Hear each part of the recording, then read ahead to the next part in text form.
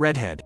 Today, Wednesday, October 31st, 1979, exactly at 11:15, three girls from Northwich, Emma, Melissa, and Erica, about 16 years old. That night, we were at the house of Emma's aunt, who was being held in the hospital for an operation. And guarding him until her return, none of the girls noticed that this old Victorian house had something scary. There was definitely something moving in the dark looking for the right moment to come out, but they got busy chatting about the guys until that scary idea reached Melissa's mind, so she suggested it, which is to try to see the husband the future famous Halloween game. Nothing scary, that's what I thought. Emma and Erica got excited eagerly. They asked to know the way. Melissa said, "Bring 2 candles and stand in front of the mirror. Put a candle on your left and a candle on your right. Comb your hair with one hand, and with the other hand eat an apple after that. Your husband's face will appear near your left shoulder. My mother did this and saw my father's face." Emma, "Let's do it." She was excited. Melissa, "It's 10 o'clock and this process doesn't work until midnight." Emma left the living room for a few minutes, then came back with 2 scented candles in her hand. Silver also brought with her a hairbrush from her sick aunt's room. Emma placed the 2 candles on both sides of the fireplace, then stood in front of the mirror that was also suspended above the fireplace and said, laughing sarcastically, "Emma, who will be Emma's husband?"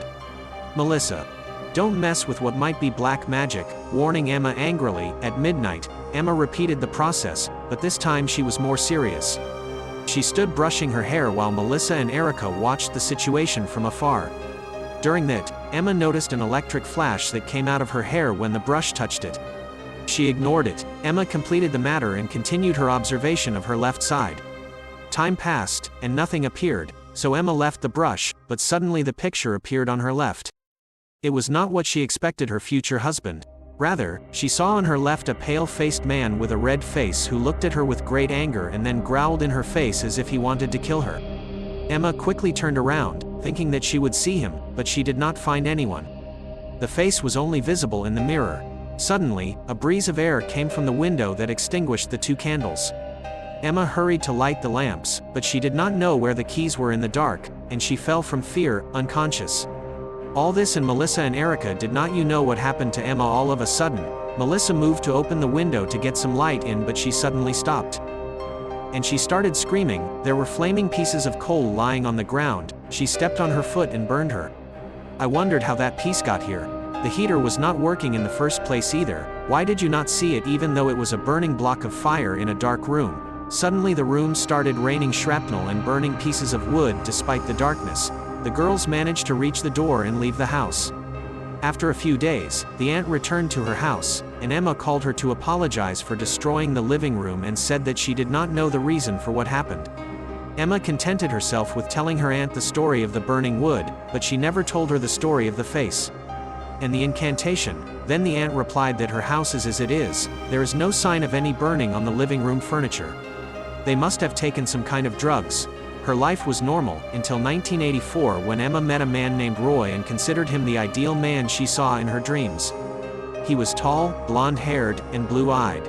By the summer of 1985, Emma had already become engaged to Roy and moved in with him in his apartment. Often coming home drunk, his behavior deteriorated more and more day by day, and he even hit Emma on the coffee table during an argument. Emma left his apartment and left him for a week and stayed at her sister's house. Roy did not leave her, so he was always calling her and begging her to come back. In the end, she responded to him and came back hoping that his behavior would improve, but nothing changed. Roy continued his strange behavior. Then one night Roy was lying next to Emma in bed when she noticed his hair roots were red. Emma thought Roy's hair was naturally blonde, so she asked him, but he admitted that he hated his red hair and had been dyeing it for the past 2 years. Emma tells him that his real hair color is not bad, so there is no need to dye it.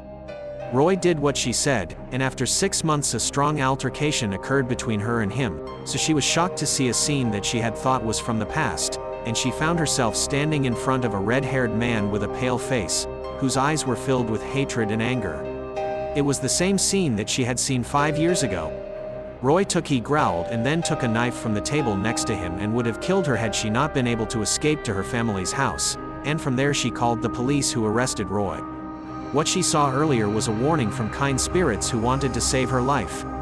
Shared from Horror Stories app.